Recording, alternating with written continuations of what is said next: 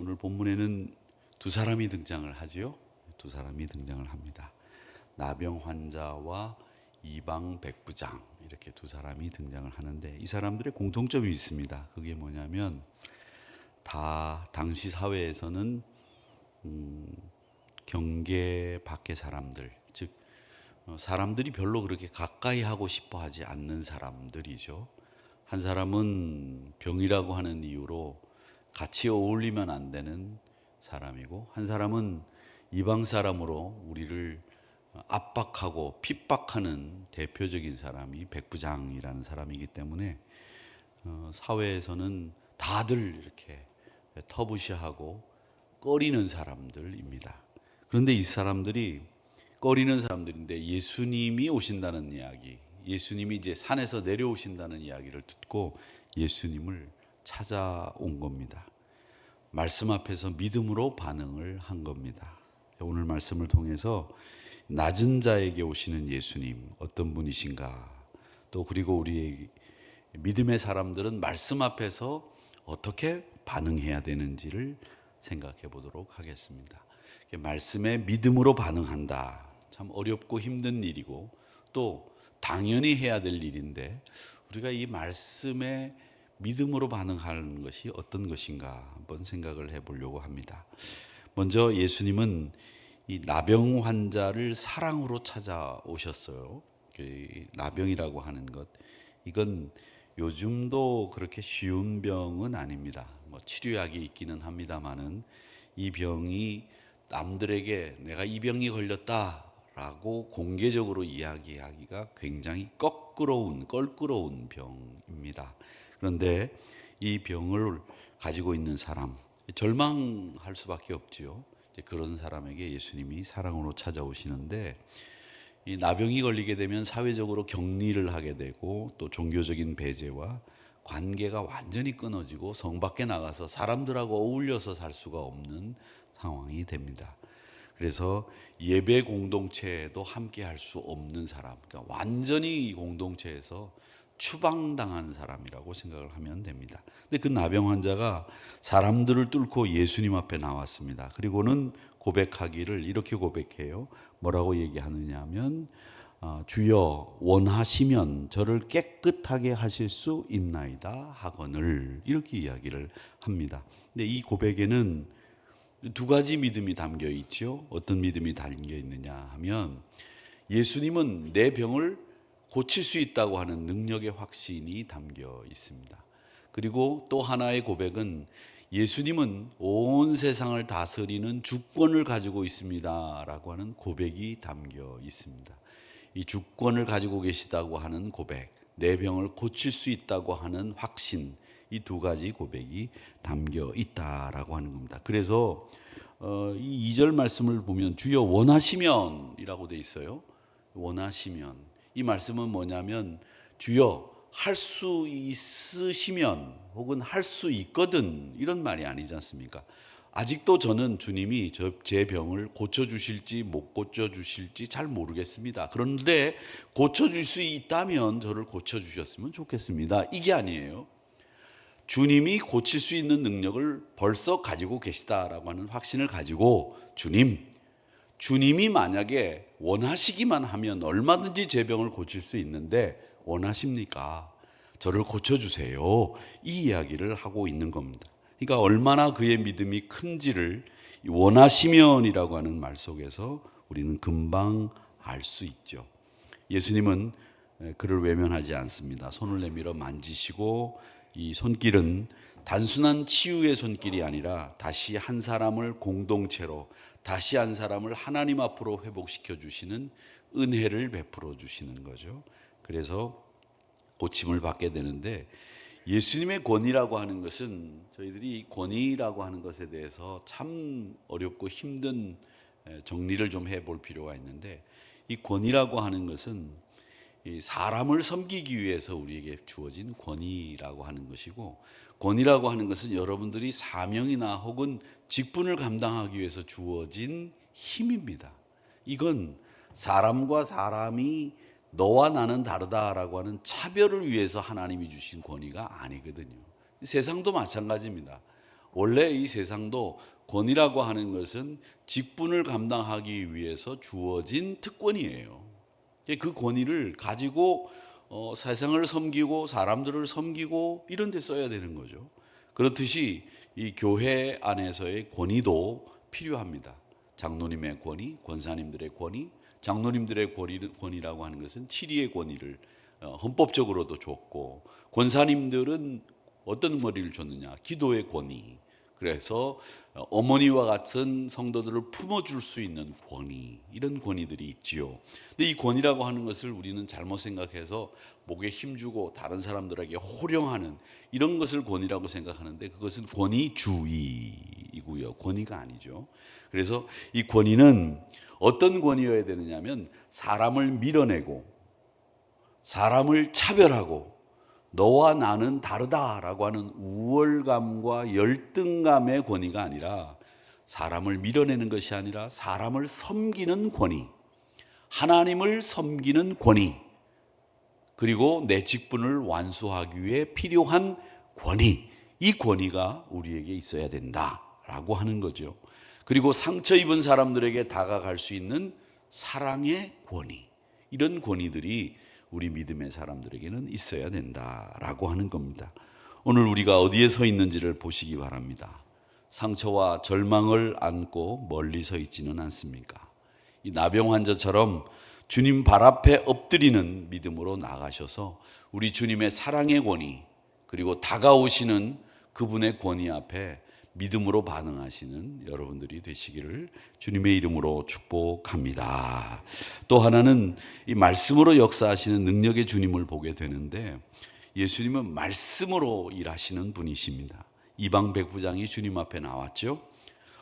백부장은 요즘으로 따지자면 100명을 거느리는 부하를 거느리는 장교인데, 이 100명을 거느리는 장교라고 하면 중대장, 조금 더 말하면 중대장 정도, 중대장보다 조금 더 높은 그런 직분의 분이신데, 오늘날 중대장과는 다른 이 로마 백부장은 상당히 고위직 장교였습니다. 고급 장교였죠. 그래서 유대인들에게 볼 때는 분명히 이방인입니다. 이방인인데, 그런데 이 사람은 자신의 권위보다도 예수님의 권위를 더 크게 인정하는 사람이라고 오늘 여기 등장하고 있습니다. 그래서 예수님을 뭐라고 부르냐면 랍비어라고도 부를 수 있거든요. 제자들도 예수님을 부를 때 랍비어라고 불렀어요. 그런데 이 사람은 뭐라고 부르냐면 주님이라고 불렀고, 또 하나는 집에 가서 하인을 고쳐주러 가겠다 하니까 내 집에 들어오시는 것을 내가 감당하지 못하겠습니다 라고 이야기를 합니다. 이건 자신이 겸손하게 주님 앞에 서는 것을 말하는 것과 동시에 예수님이 거룩하신 분이라고 하는 걸 인식하고 고백하는 말씀이라고 하는 겁니다. 그래서 나온 고백이 뭐냐? 주님, 말씀으로만 하십시오. 나도 부하에게 이렇게 해라 하면 부하들이 이렇게 하고, 저렇게 해라 그러면 저렇게 하는데, 하물며 주님이시니까 당연히 말씀만 하시면 그 병 정도야 떠나가지 않겠습니까? 이렇게 이야기하면서 이 말씀만 해달라고 하는 놀라운 고백을 하고 있다는 겁니다. 이 이방 백부장 이외에 말씀으로 나를, 우리 하인을 고쳐줄 수 있는 분이라고 하는 고백을 한 사람은 없습니다. 제자들도 그런 고백은 하지 않았어요. 이 고백은, 예수님의 능력은 거리에, 공간에, 시간에 구애를 받지 않고 언제나 말씀만 하시면 누구든지 고칠 수 있다라고 하는 분명한 믿음이었다라고 하는 겁니다. 우리는 가끔 그런 경우들이 있죠. 종종 눈에 보이는 증거를 원합니다. 믿음의 사람들은 항상 그런 유혹에 빠지기 쉬워요. 하나님, 제가 믿음을 갖기 위해서 주님 말씀해 주세요. 말씀해 주세요. 보여주세요. 이런 증거를 꼭 원하거든요. 그래서 이 증거 원하는 이 믿음을 가지고 있는 것이 우리들인데, 참된 믿음은 사실은 증거를 보여달라고 하는 믿음이 진짜 믿음이 아니죠. 저도 그런 증거를 보여달라는 때를 하나님 앞에 많이 썼어요. 하나님, 제가 목사 되어야 된다고 하는데 그 증거가 있습니까? 하나님이 딱 한마디만 말씀해 주세요. 창룡아, 너 목사 돼야 된다. 이렇게 한마디만 말씀해 주시면 제가 열심히 달려가겠습니다. 이렇게 증거를 보여달라고 하는 이런 말을 하고 이런 믿음을 가지고 있었습니다. 근데 오늘 이 백부장은 말씀만 하옵소서, 그 말씀만으로 충분합니다 라고 얘기하지 않습니까? 우리의 참된 믿음은 증거를 보아서 생기는 믿음이 아니라 히브리서 11장의 말씀처럼 보이지 않는 것들, 그리고 바라는 것들의 실상, 보이지 않는 것들의 증거라고 하는 이 믿음이 우리에게 분명히 자리 잡고 있게 되면 말씀만으로 충분합니다 라고 하는 고백을 하게 되는 겁니다. 이 이방 백부장은 저는 가만히 생각해 봅니다. 이 예수님의 이야기를 흘러 들어오는 사람들의 입을 통해서 많이 들었을 거예요. 그리고 워낙 이제 그 당시에 센세이션을 일으켰으니까 예수님의 행적에 대해서 듣고 보고 했을 거예요. 그런데 보고 듣고 했는데 체계적으로 이 사람이 무슨 제자 훈련을 받았다든지 체계적으로 무슨 신앙 훈련이나 또 혹은 매일 예배를 여러분들처럼 새벽 기도회를 드리는 이런 분이 아니었거든요. 그런데도 그는 분명하고도 확실한 믿음이 딱 자리를 잡았어요. 말씀으로만 충분합니다 라고 하는, 그러니까 훨씬 저보다 나은 거죠. 저는 증거를 보여달라고 떼를 썼는데 이분은 증거 보여달라고 떼 쓰지 않았어요.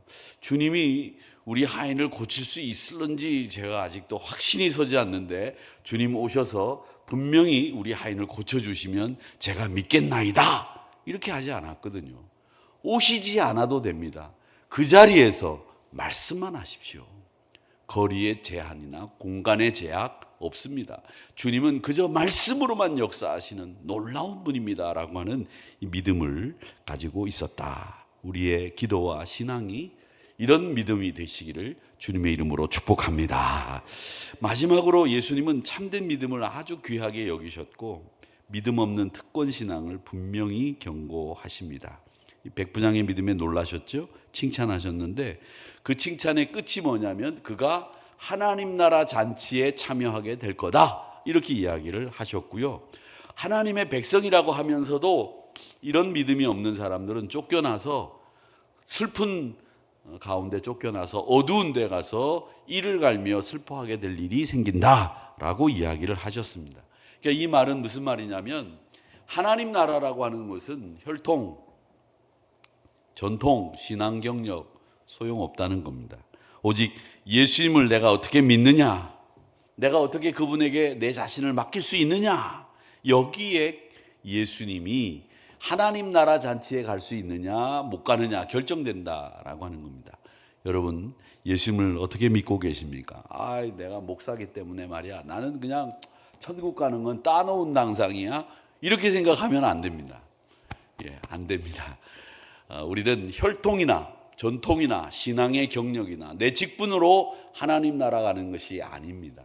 그렇게 가는 것이 아니라 믿음으로 가는 나라입니다. 그래서 때로는 한 번씩 그 어린이 여름 성경학교 때, 그 여름 성경학교 때나 혹은 성경학교 때 아이들이 부르는 노래를 유심히 듣고 묵상해 볼 필요가 있다고 생각을 합니다. 하나님 나라, 믿음으로 가는 나라. 이 찬송 가사 하나가 우리 신앙의 새로움을 일깨워주는 그런 가사입니다. 그 어린이 찬송가들을 이렇게 들어보면 아주 적나라한 믿음이 그대로 표현이 됩니다.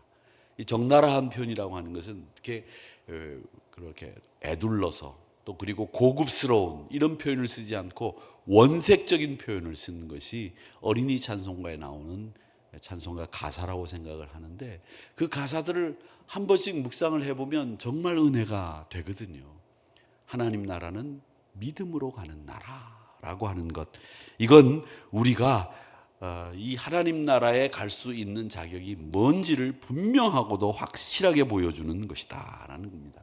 그러니까 하나님 나라에 갈 수 있는 사람은 누구냐라고 했을 때 믿음으로 하나님 앞에 자신을 온전히 맡길 수 있고 말씀으로 우리가 살아가는데 그 말씀 앞에 믿음으로 반응할 때 우리는 하나님 나라 주인공이 될 수 있다라고 하는 것입니다. 오늘 나병 환자와 백부장의 믿음을 아주 귀하게 보이셨는데 여러분은 어떤 믿음 안에 서 계시는지 분명히 여러분 자신을 점검해 보시기를 바랍니다. 말씀 앞에서도 계산하는 반응을 하느냐, 말씀 안에서 즉각 반응하는 믿음을 가지고 계시느냐 하는 거죠. 말씀 앞에서도 계산을 한단 말이죠. 우리가 요즘에는 말씀 앞에서 계산하지 마시고 요걸 지켰을 때 나에게 오는 이익, 나에게 오는 불이익, 내게 오는 어떤 그 어려움, 이런 것들을 말씀을 보면서도 머릿속에서 이렇게 계산을 하면서 요거는 내가 지키고 요거는 못 지키겠다, 이런 생각들을 합니다. 여러분, 말씀 앞에서 계산하지 마십시오. 그대로 순종하는 믿음을 가지고 사셔야 됩니다. 그리고 이 감정이나 습관에 머물지 마세요. 이 감정이라고 하는 것은 항상 고저가 있습니다. 높아질 때도 있고 낮아질 때도 있고, 이건 정상적인 분들도 감정이라고 하는 것은 때로는 기쁠 때도 있고 슬플 때도 있는 겁니다. 그런데 그 감정에 우리 신앙을 맡기는 거예요. 그래서 막 뜨거워지면 은혜 받았다고 하는데 뜨거워진 게 은혜가 아니거든요. 은혜는 제가 말씀드린 것처럼 어찌할꼬, 사도행전에 나오는 초대교회 신자들이 베드로의 설교를 듣고 우리가 어찌할꼬라고 하는 반응을 보인 것이 이 은혜인 거거든요. 그렇기 때문에 말씀을 신뢰하고 순종하는 반응으로 참된 믿음, 그 믿음의 주인공들이 여러분 되시기를 주님의 이름으로 축복합니다. 그리고 오늘 하루도 여러분 세상에 나가서 사실 때 승리하시고 좋은 일들 많이 만나시고 또 좋은 사람들 많이 만나셔서 항상 믿음의 향기를 마음껏 뿜어내는 여러분들이 되시기를 주님의 이름으로 축복합니다.